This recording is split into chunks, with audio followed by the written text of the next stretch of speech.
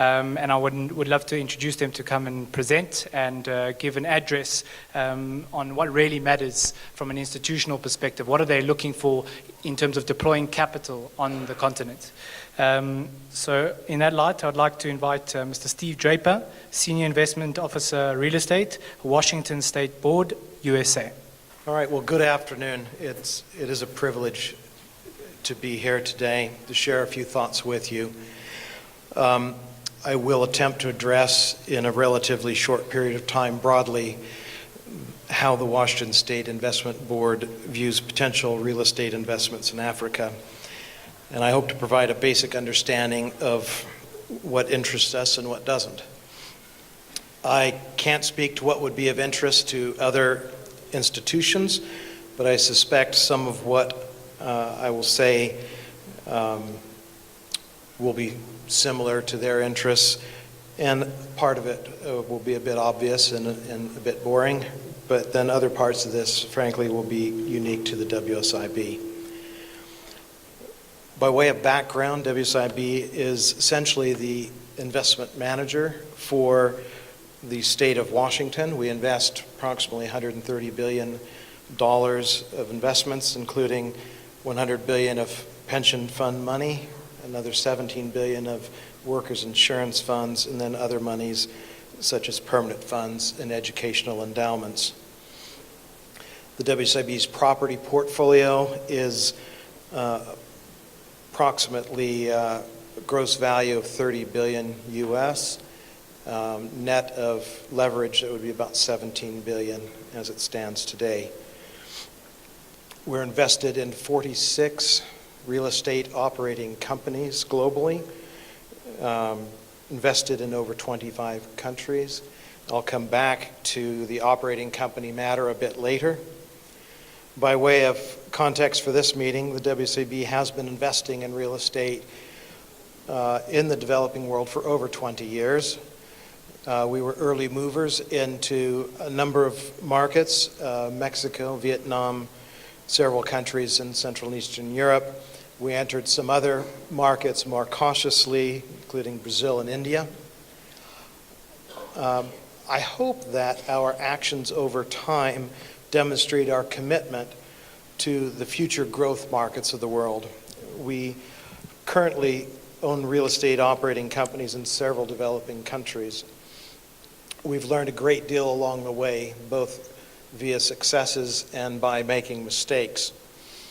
That said, we're here, and we're actively searching for more opportunities in Africa that tick all the necessary boxes. I'm going to do my best to avoid discussing politics, because I'm going to see if I can move this up just a bit. I think it's going to sag back down. I'm going to do my best to avoid discussing politics. I will also note that I'm not an economist, but I am a seasoned global investor, which I would argue is practical application as opposed to theoretical. My apologies to any economists out there. Two presenters this morning in presentations made the comment that resources don't matter. And I beg to differ somewhat with that view, as I believe clearly chocolate absolutely matters. So what does actually matter? Let's go through that. When building a global portfolio, my belief is that one cannot ignore the importance of emerging economies and their potential long-term growth. I would argue that an investor cannot be truly and fully diversified without at least some exposure to the growth markets of the developing world. That said, there are obviously different and often more challenging risks to manage in developing economies. So I'll start with an overview of the big picture, the minimum starting point for us in terms of assessing and underwriting risk. For us to consider a particular market, we need certain things to be present as that minimum starting point. The two broad key areas of risk that I'd like to address and initially focus on will not be surprising. That would be macro conditions and governance. So starting with macro conditions, first of all, we need to see a relatively stable political situation. This doesn't mean perfect. For instance, look at the political situation in the U.S. right now. I said I was going to avoid politics. I'm 3 minutes in and already am there. What it does mean, though, is that we can see a strong degree of consistency from government. And then beyond that, we're looking for some type of favorable demographics. That could mean a number of things, but preferably a visible and growing middle class. We're generally drawn to meeting the needs of the middle class, which we find to be the most stable sector of the populace in terms of real estate demand fundamentals. Ideally, places with Gini coefficients that are improving, not regressing. And then I would highlight barbell economies with only rich and poor people are less likely to be attractive investment destinations for us. The macroeconomics of a place must be reasonable. We have a preference for diversified economies, but in any event, ideally, there should be some type of positive economic story that can be told. So my colleague here will take over and give the rest of the commentary. And you can follow up with him. He'll give you his personal cell number to follow up on. So we want some type of an economic story to tell, right? Ideally, the lower the volatility of an economy through multiple cycles is better. And we're also focused on sustainable financial systems and sustainable national economies. The last point here I would highlight is personal security. Understanding real estate investments requires physically visiting and seeing them, and we are hands-on in the monitoring of our real estate. We really want to understand a place, and we can't do that other than being present. And so it has to be possible to stay safe. And bottom line, I won't put my team in harm's way. Let's move on to governance. We need to see quality, functional, ethical institutions, including government, financial, and legal systems. We have a complete and total prohibition on graft, or anything that even looks or feels like it.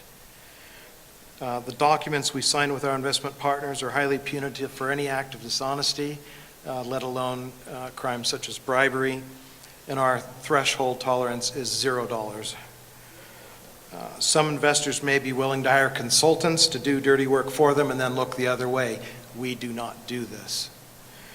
It is imperative that all we do is completely clean. We understand that this may disadvantage us. It may cause time delays on projects or even eliminate otherwise attractive investment opportunities for us, and we accept these limitations, and we therefore focus on places that where business can be conducted cleanly. Now, that doesn't mean a place is necessarily corruption-free. I'm not sure there is such a place, but we have to be able to succeed without participating. It is a key that legal contracts can be enforced, that the court system is able to work in a balanced, timely, and fair way. Having established and functioning balanced lease laws is important, and by that I mean neither too landlord or tenant friendly, but balanced. And we have to be able to remove a tenant that does not pay their rent. We're drawn to places where government is supportive of both responsible property development and foreign investment, and where the rights of property owners are respected. And the last point, very importantly, it's critical to have the ability to obtain a clean property title. So once we clear these critical macro hurdles, it becomes, of course, more about the specifics of investment opportunities. In terms of geography, we're not solely focused on the usual places. While they are potentially attractive investment destinations, in our minds, Africa is far more than just Nairobi, Johannesburg, Lagos, and Accra. You might be surprised at some of the places that we've considered. In terms of identifying opportunities, I'd like to cover 4 broad areas: diversification, approach, people, and returns, or what we could term the what, how, who, and why. Let's start with diversification, or the what part of investing.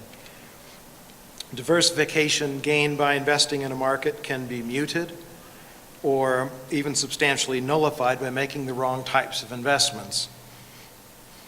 I suggest that big shiny things rented to multinationals often bring minimal diversification benefits. We can obtain those connections in other markets while taking less risk. We seek connection to local markets and local consumers rather than focusing on multinationals, expats, and rich people. That the African markets are not a homogeneous place is very good from a diversification standpoint, and that those markets in turn are also tied to a variety of external economies is also positive.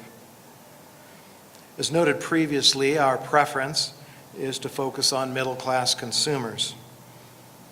In terms of what sectors, I can put it simply. People have to live somewhere. People have to eat, and if you're going to sell them things, there must be a distribution network.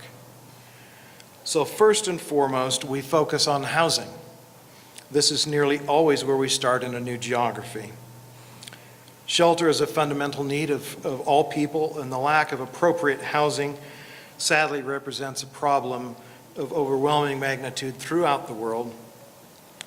A comment was made by a panelist this morning that institutions won't invest in affordable housing. Yet that's the only thing that we've done in Africa to date. Apparently, they're marketing to the wrong people, I'm not sure. But it is a major focus for us. Now, this is not for social reasons, however. We're not a social organization. Our mandate is solely to maximize return at a prudent level of risk. But if we can find profitable ways of helping the working middle class into neat, clean, dignified housing, we want to pursue that. Our secondary focus is on distribution and what we would term necessity retail, meaning things that meet people's basic daily needs.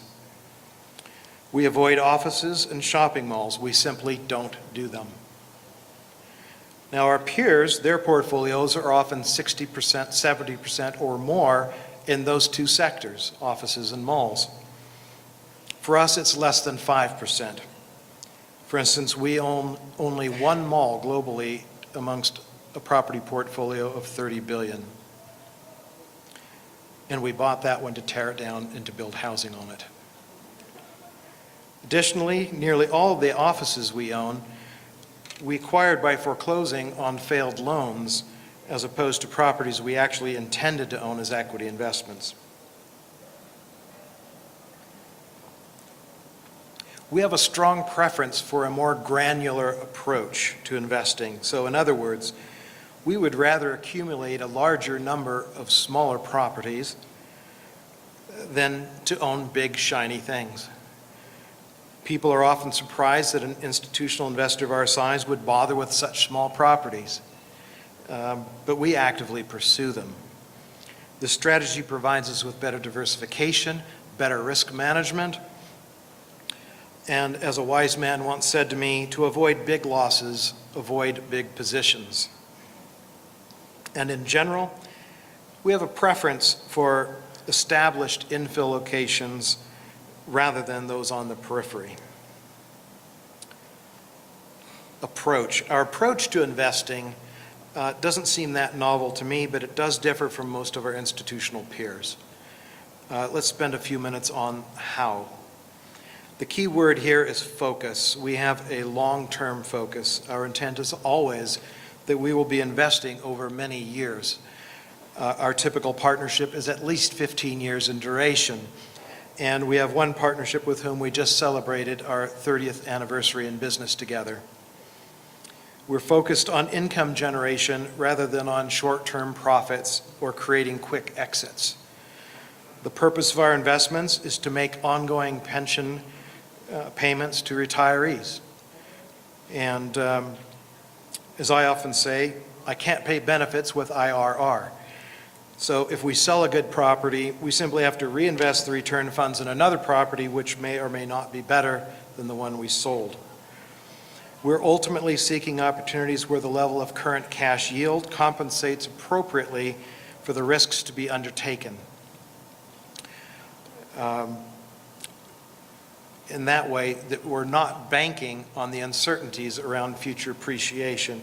Now, that said, I will say that we are attracted to the potential for rental growth as a means of earning appreciation. We may choose to invest through either equity or debt, depending on the best approach for the specific situation. And we do focus on a particular structure. We do not invest via funds. We do not do direct property investments. We prefer to invest by co-owning local operating companies together with the management team of that company. So by owning the same shares of the same entity as management, we believe we gain a better alignment of interests.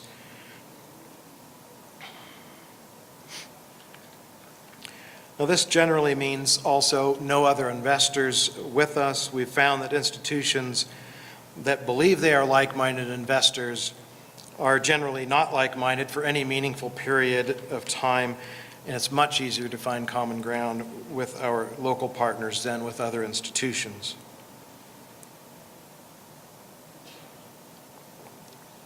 In terms of geography, our approach is to focus on key cities as opposed to countries more broadly.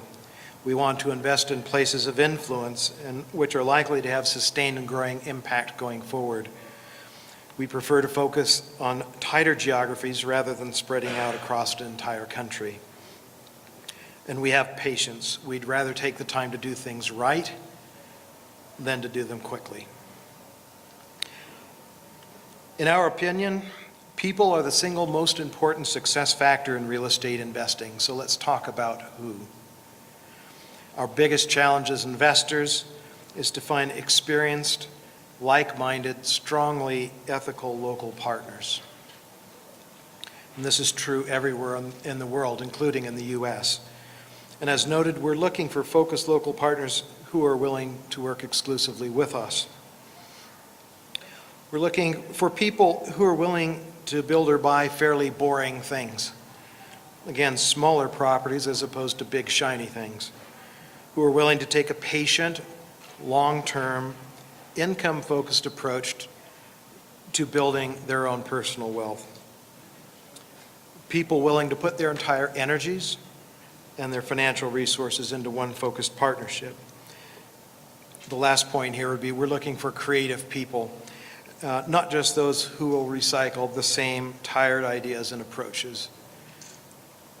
Lastly, a couple of thoughts about the why returns. Unfortunately, there is that pesky bit about getting paid for the risk that we're taking. For the WSIB, this can be even more challenging due to our strong income focus. As a result, we may need on occasion to be open to some self-liquidating strategies initially, as long as we can see a clear path to a strategy for long-term ownership and income generation. And that said, we have been able to find a variety of attractive opportunities in the developing world. Return expectations are always specific to the situation. I know in these settings what everyone wants to know is, what returns required to get your money? And my answer will always be, it depends. There is no one size fits all.